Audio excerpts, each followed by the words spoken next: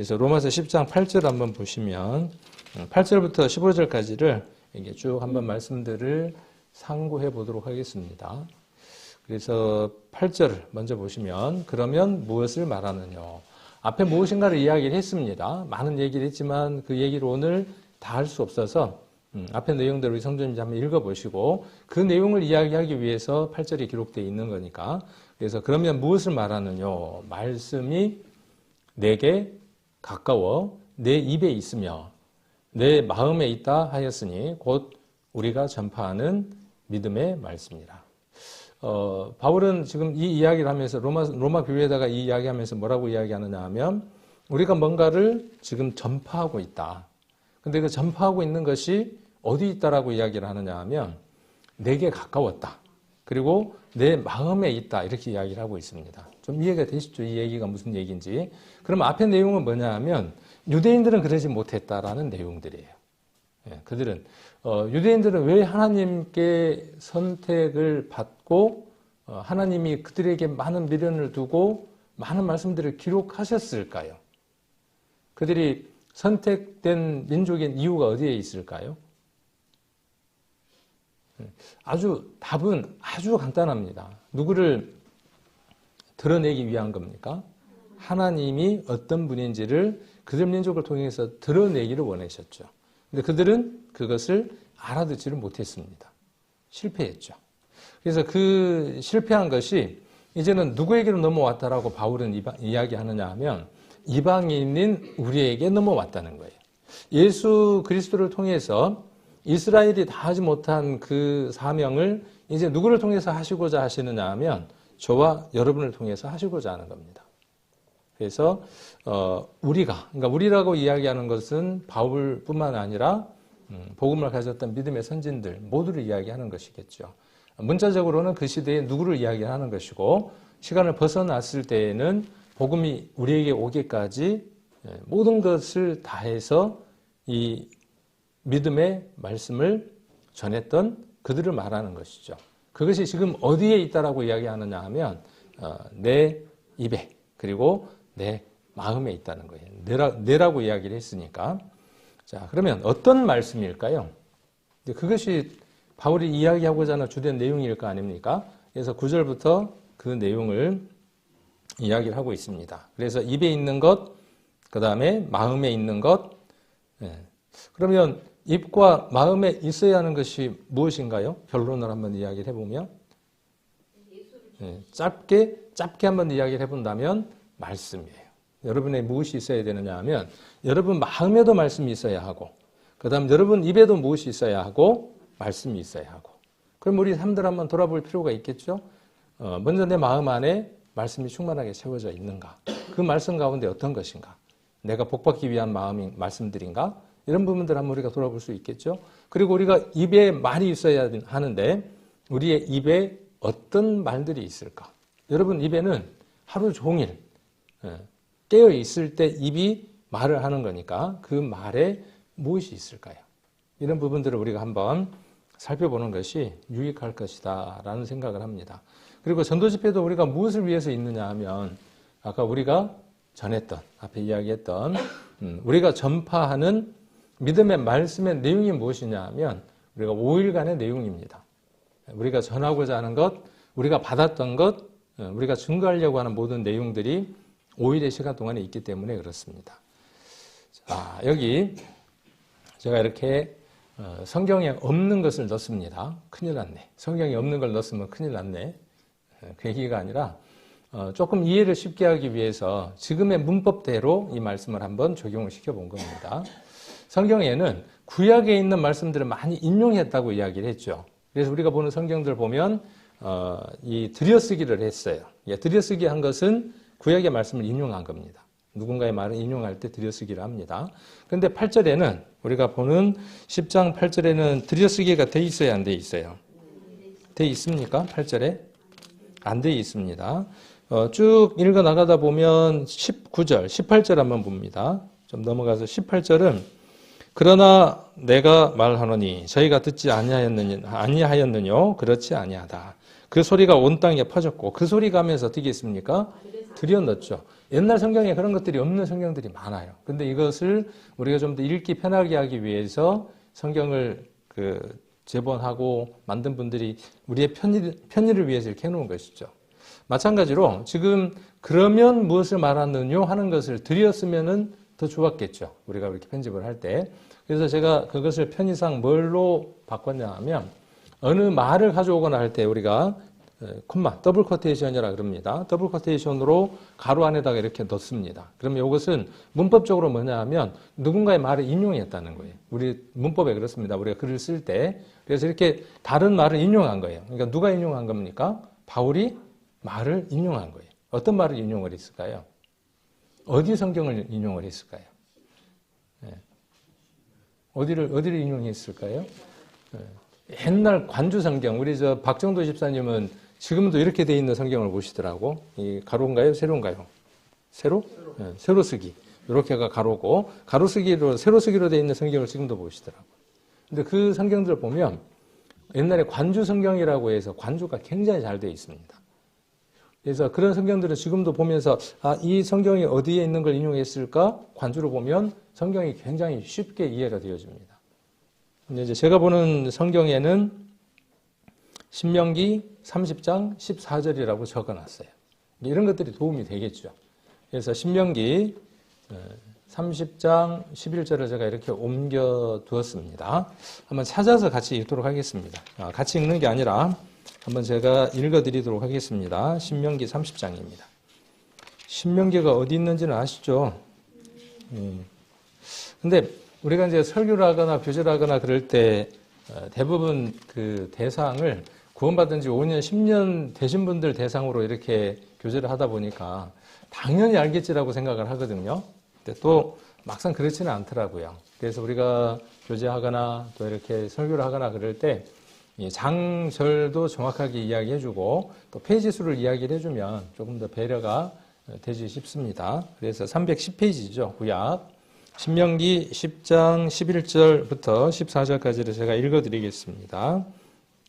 내가 오늘날 내게 명한 이 명령은 내게 어려운 것도 아니요 먼 것도 아니라 하늘에 있는 것이 아니니 내가 이르기를 누가 우리를 위하여 하늘에 올라가서 그 명령을 우리에게로 가지고 와서 우리에게 들려 행하게 할고 할 것이 아니요 이것이 바다 밖에 있는 것이 아니니 내가 이르기를 누가 우리를 위하여 바다를 건너가서 그 명령을 우리에게로 가지고 와서 우리에게 들려 행하게 할고 할 것도 아니라 오직 그 말씀이 내게 심히 가까워서 내 입에 있으며 내 마음에 있은즉 내가 이를 행할 수 있느니라. 그러니까 이 말씀을 지금 누가 인용한 것이냐 하면 바울이 신명기의 말씀을 그대로 인용한 것입니다. 그래서 제가 저기를 이렇게 인용했다라고 하는 인용 부호를 넣었습니다. 자, 그것처럼 이스라엘 백성은 어땠다는 것이죠? 선민이었고 특별히 구별된 민족이었지만 그들이 들은 말씀에 대해서 귀하게 생각을 했다고요, 안 했다고요? 그들은 들은 말씀, 자기들 입에 있고 마음에 있는 그 말씀마저도 어떻게 생각했냐 하면 그 말씀이 어디에 있다고 지금 생각한 겁니까? 멀리 있다고 생각한 거예요. 그들은 어떻게 생각했습니까? 하늘에 있다고 생각을 했어요. 바다에 있다고 생각을 했어요.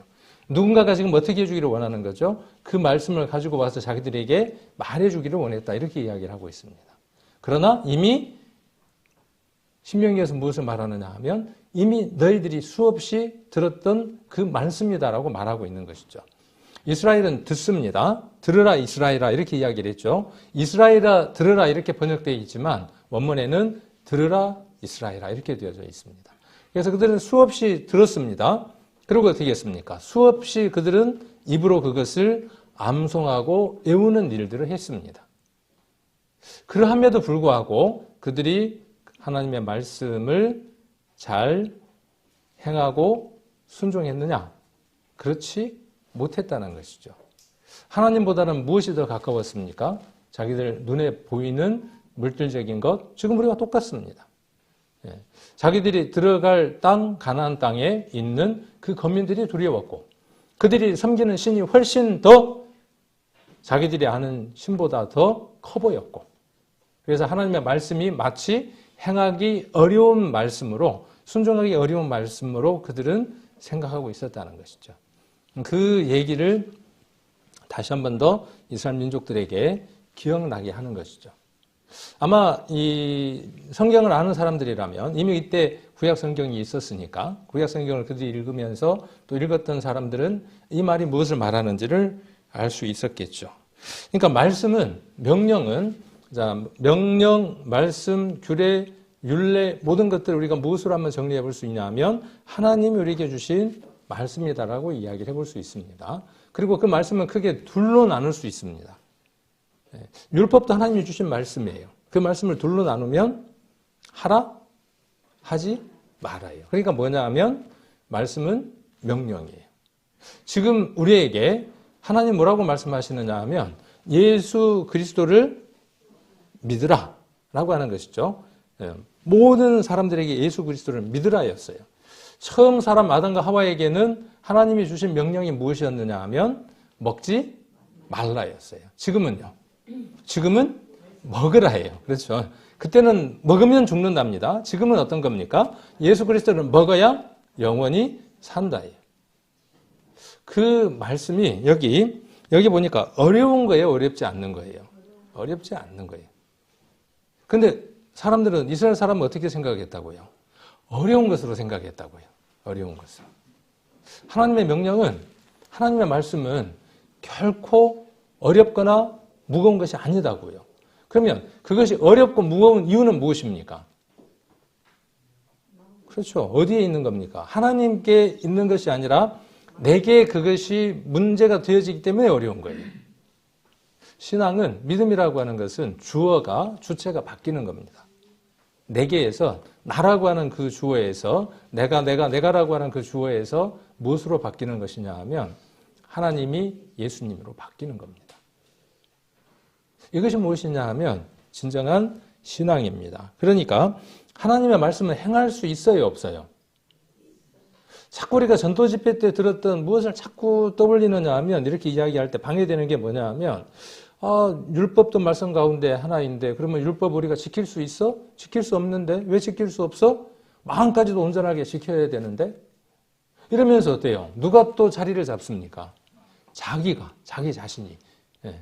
사단이. 그렇죠? 옛자는 주인이 누구냐 하면 사단입니다. 사단이 자리를 잡기 시작을 해요. 그래서 온전한 말씀들을 수용하지 못하고 여기 무엇으로 받아들이게 되는 겁니까? 어렵게 만드는 거예요. 말씀은 어떤 것이에요? 지금 여기 있는 게 아니라 내게 있는 게 아니라 어디 있는 것이에요? 저 하늘 먼 데 있는 거예요. 바다 건너에 있는 거예요. 누가 와서 그것을 내게 들려주지? 이미 수없이 들었음에도 불구하고.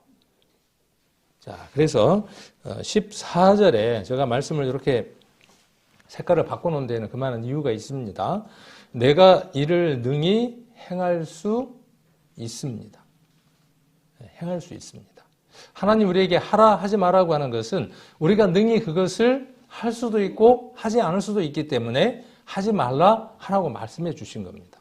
그런데 어떻게 사람이 그 모든 걸 다 할 수 있어? 그러면 어떻게라고 하는 말하는 순간 어떻게 되는 거예요? 주어가 바뀌고 믿음이라고 하는 게 무너지면서 모든 축이 누구에게로 넘어오는 겁니까? 내게로 넘어오는 겁니다. 율법 지켜져요, 안 지켜져요? 이렇게 이야기하니까 또 시험이 들죠.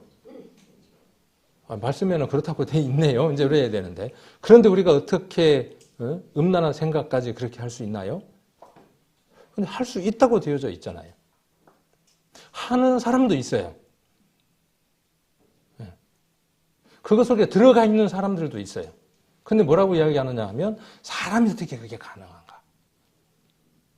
그걸 가능하게 하기 위해서 누가 십자가에 못 박히셨는데 그리스도가 십자가에 못 박히셨는데 불가능하다 그러면 어떻게 돼요? 예수님이 헌일을 하신 거죠. 헌일을. 처음에 저도 그랬어요. 내가 이렇게 세상을 살아왔고 구원받은 후에도 내가 이런 사람인데 근데 가만 그 말씀을 그 얘기를 내가 한번 분석을 해봤어요. 내 얘기를. 분석을 해보니까 주체가 누구냐 하면 여전히 나예요, 나. 내가 열심히 못 살았고, 내가 못 참았고, 가만 한번 생각을 해보세요. 하나님이 나보다 훨씬 더 지혜가 높으신 분인데, 내가 그렇게 못 살 것을 모르시는 분이겠습니까? 알고도 남는 분이시죠. 그러니까 대책을 세워 놓으셨잖아요. 그러면 그것을 의지해야 될 텐데 구원받고 난 이후에도 여전히 누구를 의지하는 거예요. 내가 좀 그때 좀 잘했어야 되는데 아침에 좀 일찍 일어났어야 되는데 뭐 좀 했어야 되는데 다 뭡니까? 다 믿음에 없는 얘기, 믿음이 없는 얘기. 할 수 있다라고 하는 믿음이 아니라 할 수 없다고 생각하는 거죠. 그래서 명령은 하나님의 말씀은 행할 수 있는 겁니다. 왜? 어디에 있기 때문에? 내 마음에 있기 때문에. 이스라엘은 그 말씀을 마음에 두지 않았어요. 마음에 두지 않았습니다. 어디에는 두었는데 여기에는 두었어요. 잘 외웠어요. 그러나 마음에는 두지 않았어요. 머리에 둔 것과 마음에 둔 것은 다른 것입니다. 머리에 둔 것이 입으로 나올 수 있어요. 시인하고 외울 수 있어요. 그것과 삶은 다를 수 있습니다. 자, 그래서 신명기에 나와 있는 말씀을 지금 바울은 인용하고 있는 겁니다. 그러니까 말씀은 누구의 것이었다라고 지금 말하고자 하는 것이죠. 로마 사람, 이방인인 로마 사람들에게. 로마에는 어떻게 복음이 전해졌을까요? 바울이 복음을 전했나요? 로마에다가? 네, 그건 한번 살펴보시고 나중에 인터넷에서 쳐보시면 금방 나옵니다. 왜 제가 답을 이야기 안 해드리느냐? 쉽게 먹은 음식은 쉽게 소화가 됩니다. 근데 한번 찾아보십시오. 자, 어쨌든 로마는 이방인들로 구성되어 있는 교회였죠.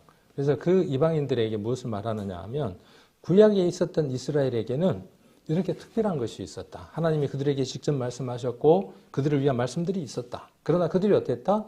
순종하지 않았다. 그 말씀에 순종하지 않았다. 충분히 순종할 수 있음에도 불구하고 순종하지 않았다. 라고 이야기를 하는 겁니다. 그런데 그 말씀이 이제 어디로 와 있는 겁니까? 이제 지금 신명기 말씀을 이야기하면서 그 말씀을 누구와 지금 일치화시켰습니까? 이스라엘에게 있었던 그 말씀을 지금 누구에게 있는 것으로? 이방인에게도 있는 것으로 지금 이야기하고 있는 겁니다.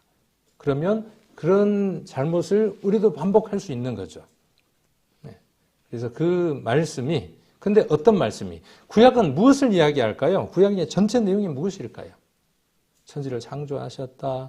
이스라엘이 두 개 나라로 나누어졌다. 남북으로 나누어졌다. 뭐 많은 왕들이 있었다. 이런저런 일이 있었다. 다 무엇을 이야기하고자 하는 것이죠? 그리스도에 대한 것입니다. 예수님에 관한 것입니다. 결국은. 네. 그래서 그 그리스도에 관한 것들을 바울은 말하려고 하는 겁니다. 그래서 이 내용은 어디로 연결되어지느냐 하면 9절로 그대로 연결이 되어지죠. 어떻게 이렇게 글을 잘 쓸 수 있을까 싶어요. 제게 앞으로 남겨져 있는 과제 관문 하나가 이제 글을 쓰는 건데 이 글 써놓은 거 보면 정말 그 감탄을 금치 못하는 것 같아요. 그래서 여기도 앞에도 뭐가 나왔냐 하면 내 입이라고 하는 것과 내 마음이라고 하는 것과 말씀이라고 하는 것과 전파라고 하는 것을 이야기를 하고 이 내용을 이곳에서 이야기합니다. 그러면 믿음의 말씀 어떤 게 있어야 하느냐? 믿음의 말씀이에요. 무엇을 믿느냐에 대한 이야기를 바울은 이야기를 합니다. 그래서 내 입으로 9절 한번 제가 읽어보겠습니다. 내가 만일 내 입으로 예수를 주로 시인하며 또 하나님께서 그를 죽은 자 가운데에서 살리신 것을 내 마음에 믿으면 구원을 얻으리니 사람이 마음으로 믿어 의에 이르고 입으로 시인하여 구원에 이르느니라. 자, 입이 나오고 마음이 나오고 입이 무엇인가 말하고 있는 내용을 이야기를 하고 있고 그것에 대한 결과를 이야기를 합니다. 그리고 마음이 무엇을 믿는가에 대한 이야기를 하고 있고 그것에 대한 결과를 이야기를 합니다. 결과는 다 뭡니까? 자, 결과는 뭐냐 하면 구원이에요. 그렇죠? 구원에 관한 거예요. 자, 그래서 입으로 예수를 주로 시인하는 겁니다. 시인. 시인이 뭐죠? 시인. 시를 잘 쓰는 사람이 시인입니까? 맞아요. 그렇다니까요. 옳다니까요. 이게 시인일까요? 그 단어적인 의미는 그럴 수 있어요. 그냥 우리가 이해할 수 있는 시인이라고 하는 말의 단어적인 의미는 그런 의미를 우리가 가질 수 있습니다. 그런데 원래 원어적인 의미는 무엇을 이야기를 하느냐 하면, 원어를 막 이야기하고 그러니까 어려워서 그냥 오늘은 앞으로는 좀 안 해야 될 것 같아서, 이 시인이라는 말의 헬라의 그 의미는 두 개의 단어가 합쳐진 거예요. 하나는 뭐냐 하면 레고라 그래서 레고, 블록 레고 말고 레고, 로고스 이렇게 이야기하는데, 말하다, 말씀하다, 말씀과 그 다음에 호뮤, 그 호모 이렇게 돼 있는 두 개의 단어가 합쳐진 겁니다. 함께라고 하는 것과 말하다라고 하는 두 개가 단어가 합쳐진 겁니다. 함께 말을 하는 거니까 함께 말하는 거 쉬워요, 어려워요? 함께 이구동성이라는 거 있죠. 이구동성. 우리가 성경 말씀 여기 한꺼번에 읽을 때 잘 읽어져요, 안 읽어져요? 딱 맞춰서 잘 안 읽어져요. 그런 거예요. 시인이라고 하는 건 뭐냐 하면 안에서 말하게 하는 이가 있어요. 속에 무엇인가 들어있는 게 있어요. 전제가. 속에 말이 있어요. 말씀이 있어요. 그것이 나오는 거예요. 그러니까 동일하게 말하다라는 의미가 무엇이냐 하면 시인이라고 하는 헬라어 의미의 온전한 번역이에요. 우리말의 번역이에요. 함께 말하는 거예요. 함께. 우리 안에, 내 안에 들어와서 뭔가 내가 아닌 내가 말하게 하는 그것으로 말하는 거예요. 그러면 이전에도 우리가 어떠한 자들이었습니까? 이전에도 우리가 어떠한 자들이었느냐 하면 내 말을 하기보다는, 그렇죠, 누구의 말을 많이 한 거죠? 내 안에 있는 또 다른 내가 있어. 네. 그래서 그것으로 말하는 거예요. 말해놓고 뭐라 그래요? 아이고 내가 뭔 말 했는가 잘 모르겠다. 그럴 때도 있죠. 근데 그거 누가 한 거냐 하면 내 안에 있는 또 다른 내가 말을 하게 하고 말한 겁니다. 그것을 시인이라고 이렇게 우리 말로 이야기를 했습니다. 자, 무엇을 시인하느냐 그 말이에요. 내 입으로 무엇을 시인하는 겁니까? 여기 예수를 뭘로? 예수를 주로 시인하는 거예요. 예수님이 누구이냐 하면 퀴리오스, 주인 그 말이에요. 주인. 마라라는 말은 아람어에서 주는 마라예요. 마라나타 그러잖아요. 주 예수여 오시옵소서 할 때 그 마라예요. 주. 그것은 이스라엘의 주예요. 근데 큐리오스라고 하는 단어는 뭐냐 하면 모든 우주의 모든 것의 주인이신 분, 그런 뜻이에요. 예수님은 모든 것의 주인이신 분이에요. 자, 그런데 시인하는 내용이 무엇이 그로 하여금 예수를 주로 시인하게 했냐 그 말이에요. 그것은 아까 말하게 하고 그 속에서 무엇인가 있어서 동일하게 함께 말하는 것이다 그랬죠. 그러면 그 안에 말하고 있는 건 무엇이냐 그 말이에요. 그 속에서 말하고 있는 것은. 자, 그것이 무엇이냐 하면 또 하나님께서 그를 죽은 자 가운데에서 살리신 것을 내 마음에 믿으면 구원을 얻는다. 이렇게 이야기를 하고 있죠. 자, 마음에서는 믿는 겁니다. 그러니까 이게 재미있죠. 마음은 믿는 역할을 해요. 마음은 믿는 거고 입은 어떤 역할을 하는 거죠? 시인하는 역할을 하는 거예요. 증인의 역할을 하는 거예요. 그러니까 단순하게 안에 있는 것을 말하다 하는 그런 의미만 있는 것이 아니라 증언하다는 말의 의미도 있고 증거하다는 말의 의미도 있고 여러 의미들로 우리가 쓰일 수 있습니다. 그러니까 재판 자리에서 증인으로 갔을 때에 그 사람은 자기가 본 것, 그렇죠. 본 것, 들은 것, 그렇죠. 자기 느낌을 말하면 안 되는 거죠. 자기가 본 것을 어떻게 하는 거죠? 자기가 들은 것을 어떻게 하는 거예요? 그 들은 것과 똑같이 이야기를 하는 거죠. 똑같이 이야기를 하는 겁니다. 자기가 본 것을 그대로 설명하는 겁니다. 그게 무엇이냐 하면 시인이에요. 여러분들은 무엇을 보았습니까? 오늘 찬양대가 제 설교 말씀을 미리 눈치채고 제목을 딱 정하신 것 같아요. 여러분들은 어디 계셨던 분들입니까? 거기가 어디입니까? 역전입니까? 거기. 우리는 처음 거기가 어디냐 하면 에덴 동산에 아담과 하와가 선악과를 먹을 때 거기에 있었다는 것을 발견한 사람들입니다. 이걸 발견하지 못한 사람은 두 번째 거기를 발견해도 아무런 효능을 발휘하지 못합니다. 우리의 전도 집회가 왜 자랑스럽고 귀하냐 하면 이론이 아니라 그것이 원죄입니다. 아담이 지은 죄가 원죄입니다. 이렇게 설명해 주는 것이 아니라 성경은 무엇을 말하고 있다라고 전하느냐 하면 당신이 그날 거기 있었습니다. 라고 말하는 거죠. 선악과를 먹을 때 당신도 함께 먹었습니다. 라고 선언하고 있는 거죠. 내가 먹은 거예요. 아담이 먹어서 내가 죄인이 된 게 아니라 많은 교회들이 그렇게 착각하고 있습니다. 아담이 죄를 지었기 때문에 원죄가 내 안에 들어와 있다라고 착각합니다. 그렇지 않습니다. 내가 그곳에 함께 있었던 거예요. 복음은 거기에 내가 있었다는 거예요. 거기에. 어떤 사건에? 어떤 사건? 여기 하나님께서 그는 누굽니까? 예수 그리스도죠. 자기 자신이기도 하죠. 죽은 자 가운데에서 살리셨어요.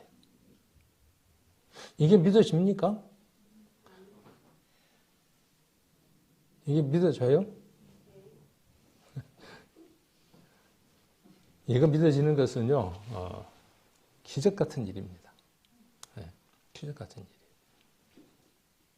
근데 실은 이것이 믿어지는 것이 무엇이냐 하면 오늘 로마서에서 이것이 구원이다 라고 이야기를 합니다.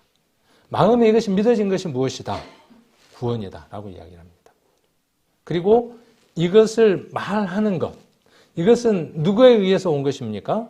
내게서 온 것이 아니라 내가 그것을 목격했기 때문에, 그리고 내가 그것과 함께 되어졌기 때문에 내 안에서 말할 수 있는 거예요. 희미하게 말할 수 있는 게 아니라, 그 전에 제가 증인이라고 하는 영화 한번 보라고 한 적이 있죠. 조그마한 여자가 이렇게 연기를 했는데 얼마나 실감나게 연기를 하는지 모릅니다.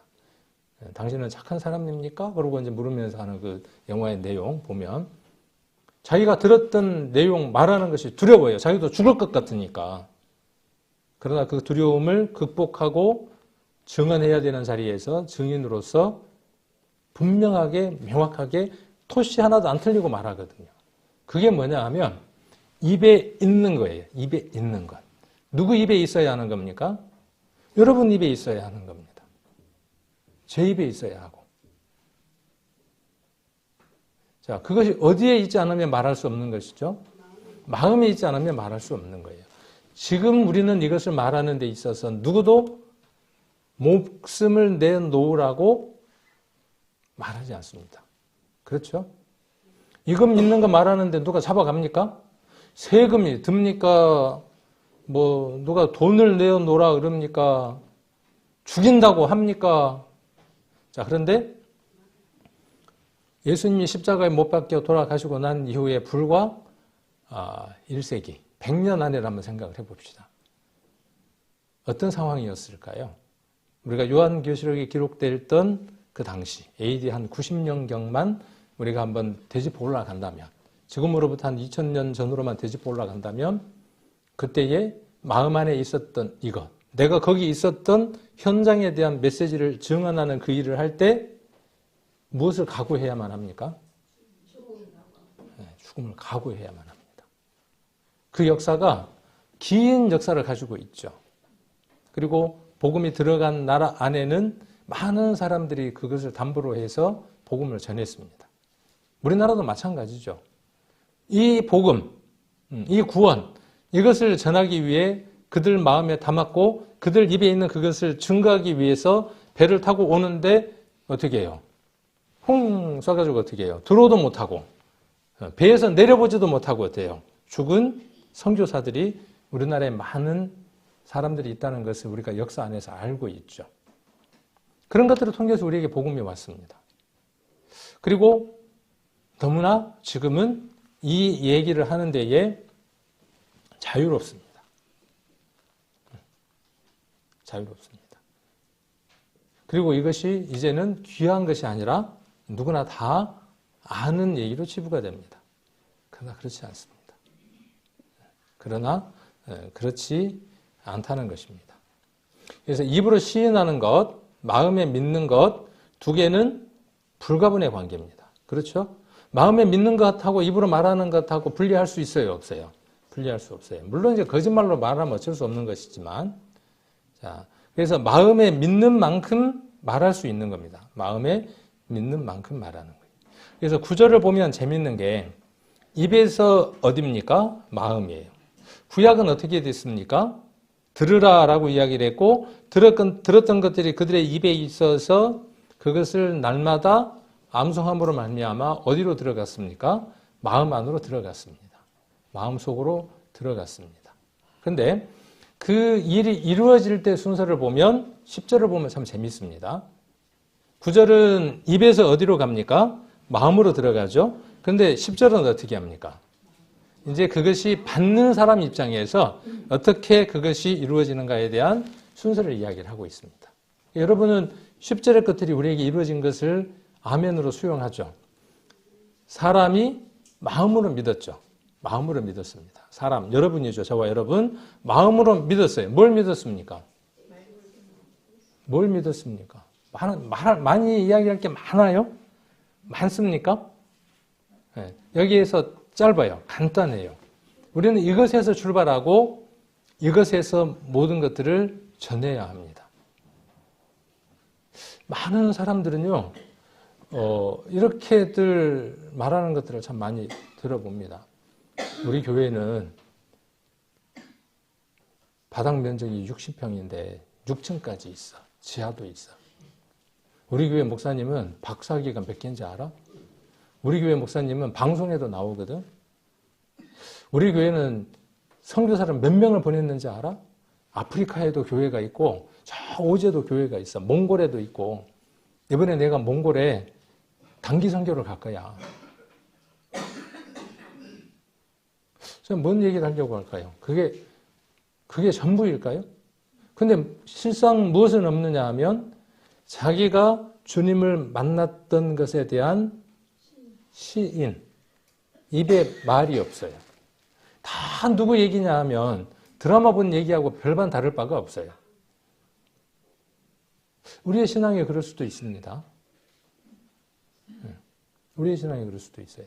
반대로 우리 교회는 왜 이런지 모르겠어. 우리 교회는 왜 이렇게 초라한지 모르겠어. 우리 교회 누구는 계속 그렇게 이야기할 수 있습니다. 그것도 그것과 똑같은 얘기예요. 드라마를 봤더니 저 사람은 왜 악역을 저렇게 하지? 하는 것과 별반 다를 바가 없습니다. 내가 그분을 어떻게 만났고 지금 그분과 어떻게 살아가는가에 대한 얘기가 우리 입에서 나와야 할 말이라고요. 그래서 이 회별 교제는 최소한인 겁니다. 그 연습을 하는 시간입니다. 교회는 어떤 곳이냐 하면 교회 오면은 뭘 하는 곳이냐 하면 그걸 하는 시간입니다. 옥곡 장에 가면 뭘 해야죠? 옥곡 장에서는 뭘 해야 돼요? 아줌마 이거 얼마요? 그 개는 얼마짜리요? 그 개는 얼마요? 이렇게 물어야죠. 개는 얼마고 개는 얼마고. 저기 수요일날 7개가 나왔죠. 수요일날 안 나오신 분들은 7개가 뭔지를 몰라 지금. 저 순천만에 7개를 얘기를 하나? 모르죠. 근데 아시는 분들은 7개가 지금 뭔 얘기하는지 아실 겁니다. 이제. 그러니까 거기에서 해야 되는 합당한 말이 있어요. 교회 오면 안부도 묻고 뭐 이런저런 얘기들을 해야 하죠. 근데 교회는 뭘 갖고 와야 되느냐 하면 옥곡 장날은 팔 걸 갖고 가야 돼. 오늘이 옥곡 장날이구나. 어떻게 날짜 이렇게 잘 맞췄지? 찬양도 잘 맞추고. 옥곡 장날은 뭘 하러 가는 겁니까? 살 거 사러 가는 거예요. 물론 뭐 자기 집에 뭐 하나 짊어지고 친구 따라서 장 갈 수도 있겠죠. 그런데 목적이 있다면 뭐냐면 거기에 가서 내가 무엇인가를 사려고 가고 팔려고 가는 거죠. 팔려고. 그럼 교회는요?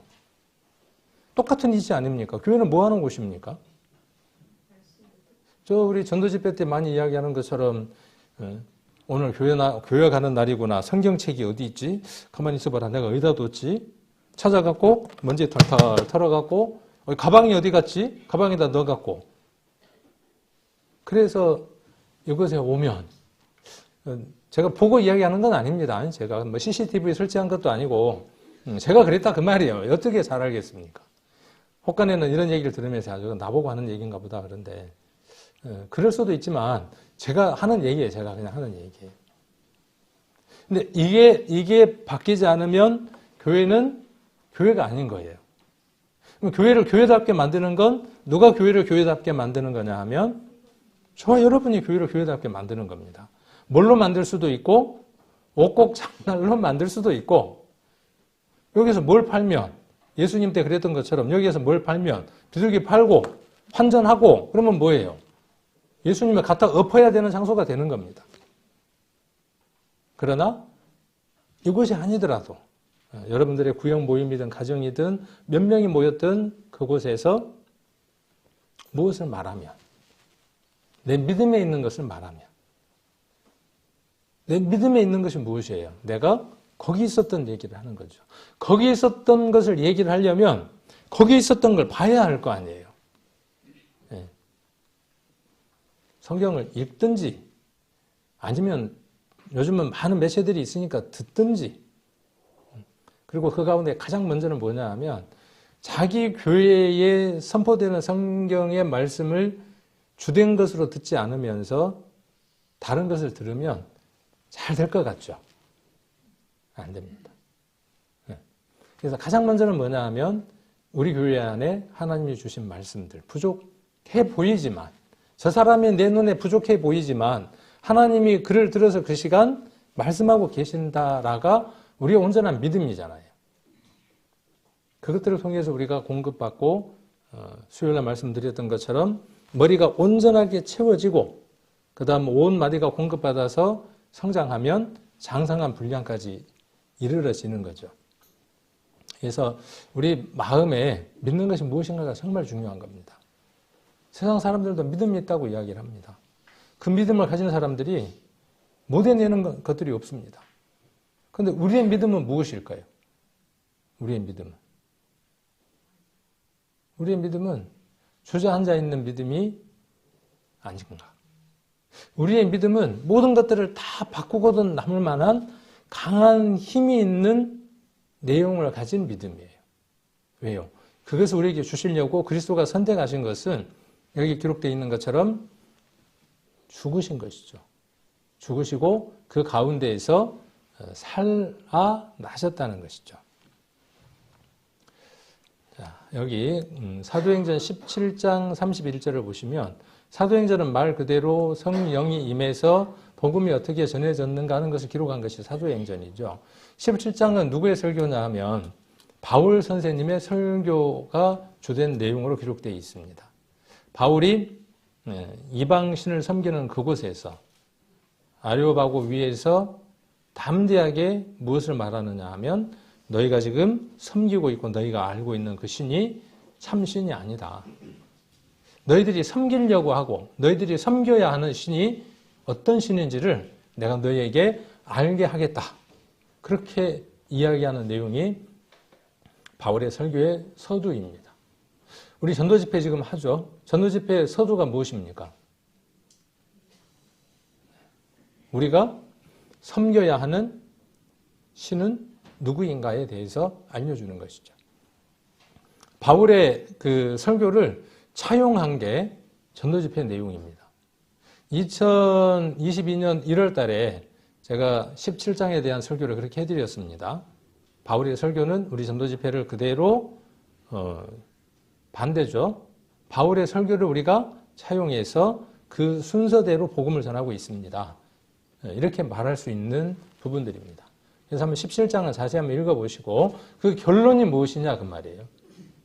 우리가 전도집회를 5일 동안 하거나 혹은 그 이상 하거나 그 이하를 합니다. 상담을 하기도 합니다. 거기에서 중요하게 말하려고 하는 요지가 뭐냐 그 말이에요.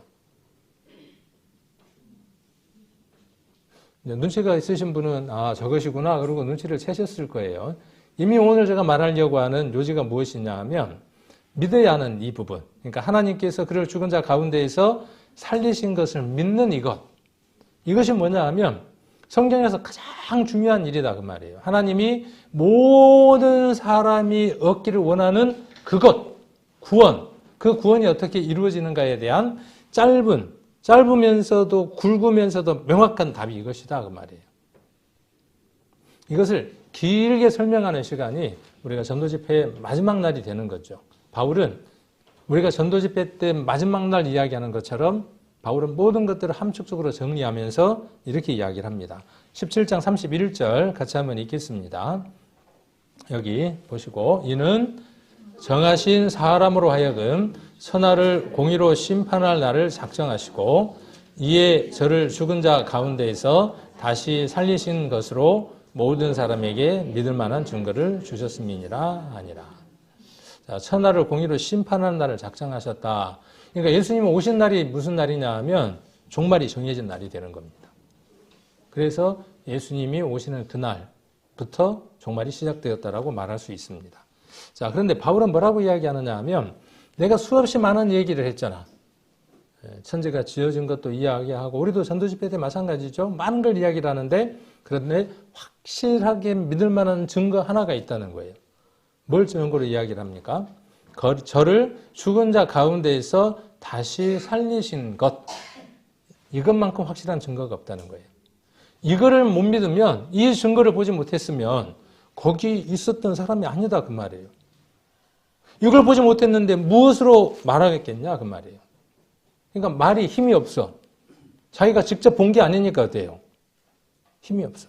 전도집회 때에 복음을 푸는 날은 여러분들을 타임머신을 태워서 어디로 데려가는 시간이냐 하면 2000년 전에 골고다라고 하는 그 언덕 위로 거기로 듣는 사람들을 이동시키는 겁니다. 나는 그날 한번 이동해봤으니까 나는 갈 필요가 없다. 그게 아니라 우리는 그곳에 매일 가는 겁니까? 어쩌다가 한번 갑니까? 자, 그곳에 있는 겁니다. 네. 그곳에 있어야 하는 겁니다. 그곳에. 우리의 삶은 그곳에 있는 삶입니다. 그래서 그리스도와 함께 죽고 장사되고 그리고 부활을 하는 삶을 살아가는 겁니다. 그분과 함께 하는 겁니다. 제가 종종 그 얘기를 하지만 십자가형만큼 사람을 배려하지 않는 형벌이 없다. 어떤 형벌이든 죄인을 그래도 불쌍히 여겨서 빨리 죽이는 것이 사형법인데, 그래서 뭐 전기로 지진다든지, 뭐 교수형을 한다든지, 그것이 법인데, 이 십자가형은 그 사람을 최대한 고통 가운데 죽게 하는 것이 십자가 형벌이다 그랬어요. 근데 그거보다 좀 더 심한 형벌 하나가 있다 그랬죠. 뭐 역사의 어떤 고전 가운데 많이 찾아보기는 어렵지만은 어떤 형벌 하나가 있느냐 하면 십자가에 죽은 시신 위에다가 잘 한번 머릿속에 그려보라 그랬죠. 이게 여러분들과 저희가 살아야 하는 삶입니다. 그 십자가에, 죽은 시신의 십자가에 산 사람을 겹치는 겁니다. 그래서 코는 코대로 맞닿게 하고 눈은 눈대로 맞닿게 하고 입은 입대로 맞닿고 배는 배대로 맞닿고 손바닥은 손바닥대로 맞닿고 무릎은 무릎대로 맞닿아서 묶어두는 겁니다. 누가 그렇게 묶으셨나요, 우리를? 하나님 우리를 그렇게 묶으셨습니다. 싫은가요, 이게? 많은 세상의 믿음은 무엇이냐 하면 이거 싫은 거예요. 뭐는 좋아요? 예수님 믿어서 아들의 대학 가고 예수님 믿어서 승진하고 예수님 믿어서 넓은 평수로 옮겨가고 이게 예수님 믿는 거라고 생각을 합니다. 그러니까 교회 다니는 사람들이 자기들이 생각할 때 안 좋은 쪽으로 가면 예수 믿었는데 왜 그렇게 되냐고 이야기를 합니다. 그건 믿음의 본질이 무엇인지를 모르기 때문에 그렇습니다.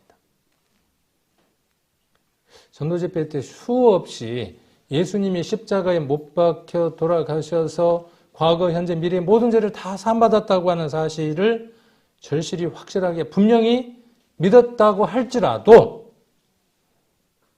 여러분의 삶이 그리스도와 함께 그렇게 묶여있지 않다면 믿음 가운데에 있는 삶이 아닙니다. 그것은 그냥 이겁니다. 그러니까 아무런 변화도 아무런 성장도 자기도 기대할 수 없을 뿐더러 나타나지 않습니다. 예수님을 믿는다는 것은 그분과 하나 되어져서 그분의 죽음이 내 죽음이 되어지고 그분의 장사됨이 내 장사가 되고 그분의 부활하심이 내 부활이 되어지는 것이 온전한 믿음입니다. 바울은 신약 성경 가운데 절반을 기록한 사람이죠. 27권 가운데에 13권이라고 하는 서신서를 간접적으로 집필을 했습니다. 그가 이야기하는 주된 요지가 무엇입니까? 바울이 말하는 주된 요지가 뭐예요? 그러니까 다른 얘기로 성경의 절반이, 신약 성경의 절반을 쓴 바울이 말하고자 하는 핵심이 뭐라고요? 이 얘기라고요, 이 얘기. 이거예요. 그러면 사복음서는 뭘 이야기하는 거죠? 사복음서는, 4개 복음서는 그분이 어떤 분이었는지, 어떤 삶을 사셨는지를 말하는 거예요. 왜? 구약에 그분이 이렇게 사실 것이라고 말했기 때문에 그 부분을 말하고 있는 게 사복음서예요. 그분이 우리에게 어떤 분인가를 말하고 있는 것이 이 내용이에요.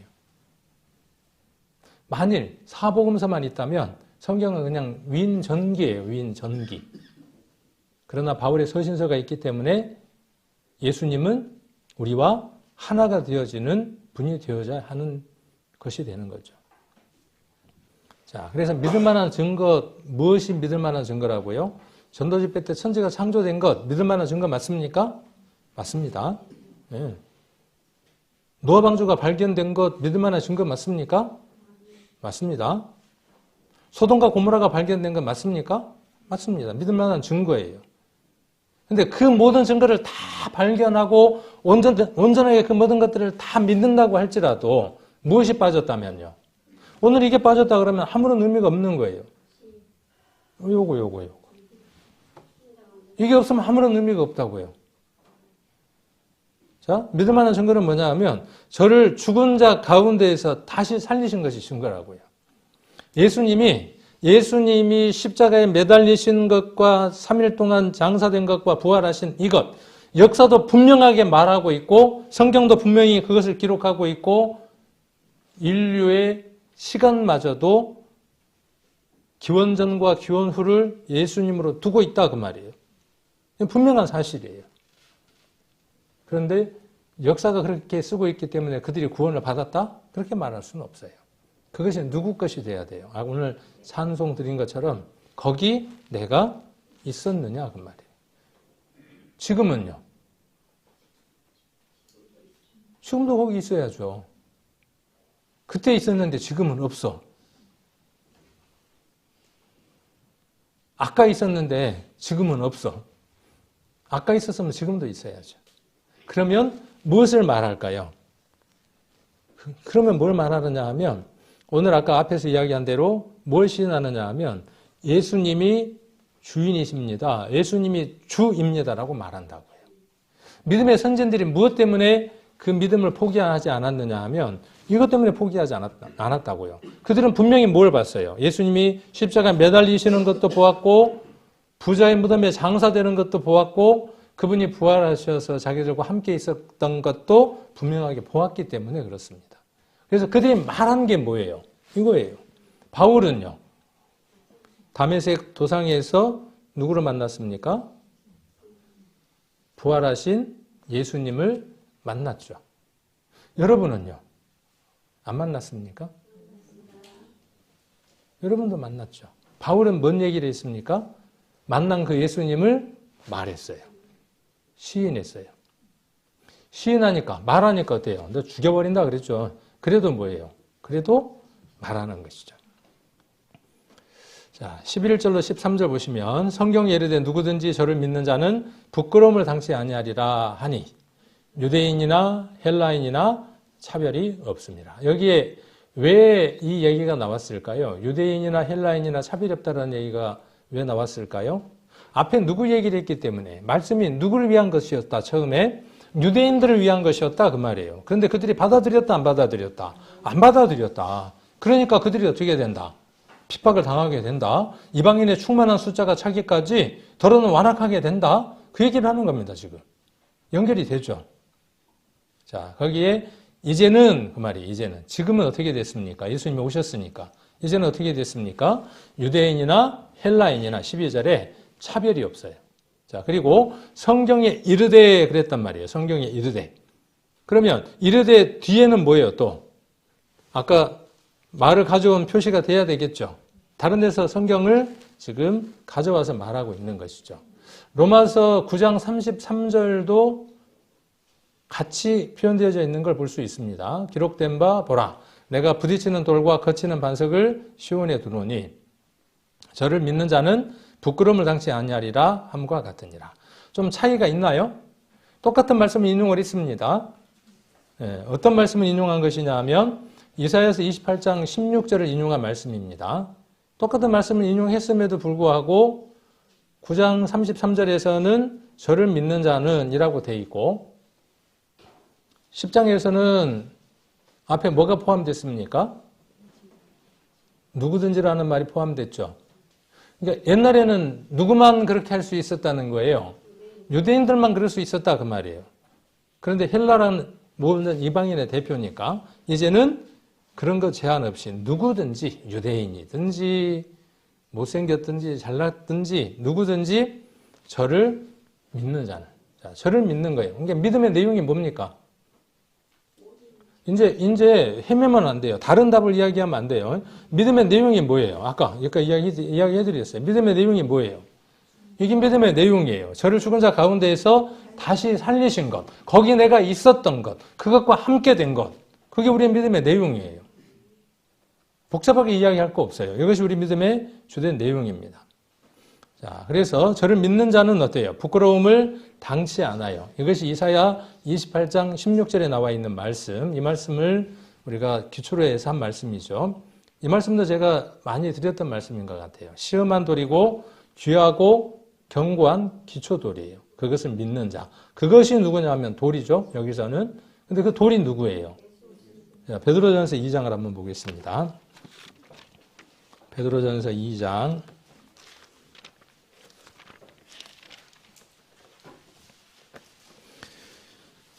1절부터 8절까지의 내용을 한번 쭉 읽어야 하는데 시간이 많이 갔어요. 그래서 이 말씀은 우리 성도님들이 꼭 한번 읽어보셨으면 좋겠습니다. 1절부터 자, 쭉 넘어가서 5절 한번 보겠습니다.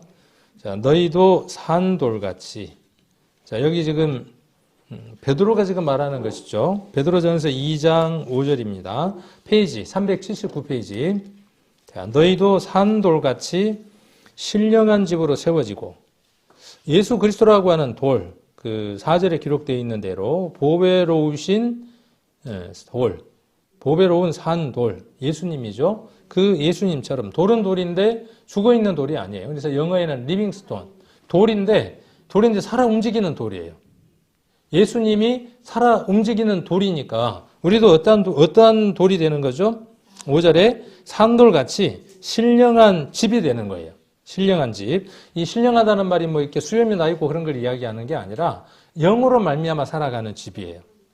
이 안에 누가 거하느냐 하면 하나님의 영, 성령이 거하는 집이 되는 거죠. 신령한 집입니다.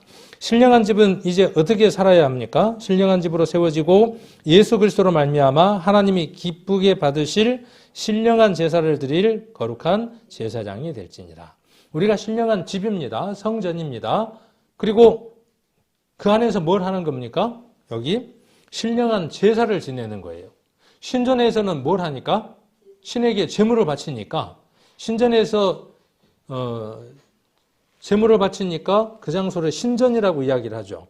그러면 우리가 어떤 곳이라는 거예요? 우리가 신전이다 그 말이 우리의 신전이에요. 그리고 그 안에서는 어떤 일이 이루어져야 돼요? 제사를 드리는 그 일이 이루어져야 돼요. 근데 그 앞에 뭐가 붙었습니까? 신령이라는 말이 들었어요. 영적인 것으로.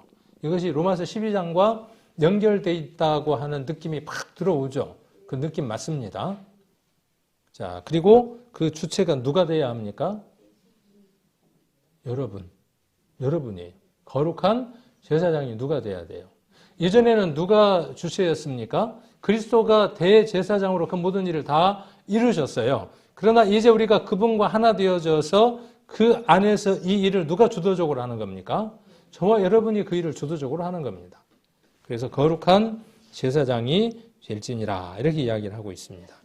그래서 이런 말씀들과 다 연관되어 있는 걸 볼 수 있습니다. 그래서 한 주께서 처음에는 한 주였어요. 처음에는 누구의 주였습니까? 이스라엘에만 주였어요. 그런데 이제는 모든 유대인과 헬라인의 모든 주인이 되어주시는 분이 누구냐 하면 예수님입니다. 그래서 지금은 누구든지 주의 이름을 부르면 구원을 얻습니다. 그러니까 누가 어느 교회 보니까 뭘 하냐 하면 주여 삼창합시다 그러더라고. 주여 주여 그러고 삼창을 해. 왜 그러냐고 물어봤더니 그래야 구원을 얻는데. 참 애가 터져 미치겠죠. 주의 이름을 그렇게 부르면 구원을 얻습니까? 삼창을 하면 구원을 얻습니까? 백창을 해보십시오. 구원을 얻는가? 아까 앞에 무엇이 전제되어 있었죠? 믿음. 그렇죠? 마음으로 믿는 것이 무엇이냐에 따라서 부를 거 아닙니까? 입으로 시인할 거 아닙니까? 그 얘기를 하고 있는데 주여 삼창만 하면 구원을 받는데. 자, 그리고 14절과 15절 보시면 그런즉 저희가 믿지 아니하는 일을 어찌 부르리요. 이제 주제가 어디로 넘어갔냐 하면 우리에게서 우리가 어떤 사람이 되어야 되는가에 대한 얘기를 바울이 이야기를 했단 말입니다. 우리는 믿음이 있는 사람이어야 되고 우리는 입에 무엇이 있어야 되는 사람이어야 되고 그것을 말하는 사람이어야 되는데 그 이유가 무엇인가에 대해서 14절과 15절에서 말하는 것이죠. 그런즉 저희가 믿지 아니하는 일을 어찌 부르리요. 듣지도 못한 일을 어찌 믿으리요. 그러면 우리에게 지금 말하는 거죠. 바울이. 뭔 말하고 있는 겁니까? 저 사람들이 못 믿는 이유가 뭐냐 그 말이에요. 전도집회 왜 하냐 그 말이에요. 전도집회 하는 이유, 우리가 복음을 전해야 되는 이유, 왜 우리가 입에 예수님이 주인입니다 라고 시인하고 증거하는 그 일을 해야 되냐 그 말이에요. 왜? 그들이 어떻게 해야 되니까? 먼저 들어야 되니까. 그렇죠. 들어야 아까 10장 10절에 나와 있는 대로 마음에 믿을 수 있을 거 아니에요. 그 다음 어떻게 되어져요? 입으로 시인할 거 아닙니까? 우리처럼. 그러니까 우리에게 지금 뭔 얘기를 하는 거죠? 네가 가서 지금 뭐해? 여기 가서 뭐해? 전파해. 아까 8절에도 뭐가 나왔어요? 전파가 나왔어요. 마음에 있는 것을 입으로 말하는 게 뭐냐 하면 전파예요. 그러니까 전도집회 끝나고 나서 여기에서 간증하는 그것도 시인에 해당되겠지만 사람이 마음으로 믿어 의에 이르고 입으로 시인한다는 그 내용이 맞겠지만 로마서에서 말하고 하자는 근본적인 내용은 무엇이냐 하면 가서 저희들에게 듣지 못한 이들에게 들려주라 그 말이에요. 그래야 어떻게 할 수 있어요? 믿을 수 있을 거 아니에요. 자, 어찌 믿으리요? 전파하는 자가 없이 어찌 들으리요? 들려줘야 될 거 아닙니까? 보내심을 받지 아니하였으면 여러분들이 보냄을 받은 분들이죠. 보냄을 받지 아니하였으면 어찌 전파하리요? 기록된 바 아름답도다 좋은 소식을 전하는 자들의 발이여 함과 같으니라. 우리가 그렇게 복음을 들고 내 믿음에는 내 생각에는 저기는 돌짝밭 같아. 저기는 가시덤불 같아. 저기는 도저히 안 될 것 같아. 그런 발이 아니라 씨 뿌리는 비유가 말하는 게 뭐예요? 우리의 마음밭이 그렇다라고 말하는 것도 되지만 이제 우리는 어떤 사람이라고 말하는 것이죠? 씨 뿌리는 비유에서 저와 여러분이 어떤 자들이라는 거예요? 씨를 뿌리는 자라고요. 그 이전에는 우리가 밭이 돼서 씨의 뿌림을 받는 땅이었지만 밭이었지만 지금은 이제 우리가 어떤 자라는 것이죠? 씨를 뿌리는 자라고요. 씨를 뿌릴 때 어디에다가 씨를 뿌려요? 옥토에다가만 씨를 뿌립니까? 씨 뿌리는 비유에서 그게 아니다 그 말이에요. 네 마음, 네 생각, 네 경험, 네 판단을 믿지 말고 그냥 뿌리라는 거예요. 뿌려. 그러면 뿌리면 내용이 뭐라고요? 복음은 함부로 던지면 안 돼. 우리가 들었던 대로 진주를 돼지에게 던지면 안 돼. 함부로 던지면 안 돼. 우리가 이렇게 이야기한단 말이죠. 그건 앞뒤의 문맥 속에서 분명히 우리가 다시 봐야 될 부분들이 있겠죠. 진주 물론 맞아요. 이게 진주예요. 그러나 이것을 던지지 않으면 그들이 들을 수 없어요. 우리가 전하는 내용의 가장 핵심이 무엇이냐 하면 그리스도가 죽으신 것 분명하지 않냐는 거예요. 너 예수님 죽었다는 사실 모르냐? 죽었다는 것도 알고 장사된 것도 알고 부활됐다는 것도 아는데 그게 당신과 무슨 상관이 있는지 알아보자예요. 그렇죠? 그게 우리가 전하는 내용의 핵심입니다. 나는 거기서 누구를 만났고 왜 그분이 죽으셨는지를 알았고 왜 장사되었는지 왜 부활되었는지를 알아. 그분은 나의 모든 것이야. 나는 그분 없이 살아갈 수 없어. 이게 뭐예요? 우리가 전하는 전파의 주된 내용이에요. 그래서 만난 분들에게 이것을 전하고 그분의 마음을 움직일 수 있도록 우리가 어떻게 하는 거죠? 우리가 전하는 내용이 진주니까 우리가 그들에게 보여줘야 되는 건 뭐예요? 진주를 보여줘야죠. 이전에 제가 그런 애가 아니야. 그런데 막 갖다가 퍼부어 주는 거예요, 자기에게. 뭔가 달라진 거야. 그가 말하는 진주만큼 그가 살아가는 삶이 달라지는 거예요. 목석 같은 사람도 무너져 내리기 시작을 하는 거죠. 우리에게 복음을 전했던 사람들이 그렇게 우리에게 복음을 전했습니다. 우리가 그렇게 해서 이 말씀을 들었습니다. 이제 우리에게 무엇을 말씀하시느냐 하면 우리의 발은, 그렇죠, 우리의 발. 이 발하고 뭐가 또 연결이 되나요? 지난번에 우리 요한복음 들었던 말씀하고 연결됩니까? 베드로의 발을 누가 씻기셨습니까? 예수님이 세마포로 씻겨주셨습니다. 그 베드로의 발이 누구의 발이냐 하면 저와 여러분의 발입니다. 예수님께서 우리의 발을 씻겨주고 계십니다. 씻겨주실 것이고. 왜? 우리가 하는 그 일이 어떤 일이니까? 좋은 소식을 전파하는 자들이니까. 그래서 여러분들이 존귀한 자들입니다. 그래서 귀한 사람들입니다. 그래서 여러분 마음 안에 있는 여러분들이 본 것, 들은 것, 느낀 것 아끼지 마십시오. 구역 모임 때 와서 마음껏 이야기하시고 또 회별 교제 안에서 오늘 이 시간 여러분 안에 제가 깨달았던 것보다 더 많은 것들을 깨닫는 분들도 있습니다. 그런 것들을 회별 교제에서 내어놓으면 더 풍성해집니다. 내가 몰랐던 부분들을 더 많이 깨닫게 됩니다. 그래서 우리의 입에서 무엇을 말하게 되느냐 하면 우리 교회에 한번 와봐. 목사님이 설교를 잘해. 그렇게 말하는 것이 아니라 내가 만난 예수님은 이런 분이야 라고 말하게 되죠. 그럴 때 그들도 우리와 같은 삶들을 살아가는 귀한 사람들이 되고 여기 보면 말씀에 기록되어 있는 것처럼 좋은 소식을 전하는 자들의 발이라고 우리의 발을 우리 주님께서 씻겨주실 것이라고 하는 그 믿음들로 여러분의 삶들을 바라보시고 또 전도 집회도 여러분들이 그렇게 준비를 하시고 또 새로운 분들 이렇게 복음을 전해서 모시고 올 수 있도록 마지막까지 이렇게 최선을 다하는 모습을 우리가 보여주면 좋겠다 하는 생각이 듭니다.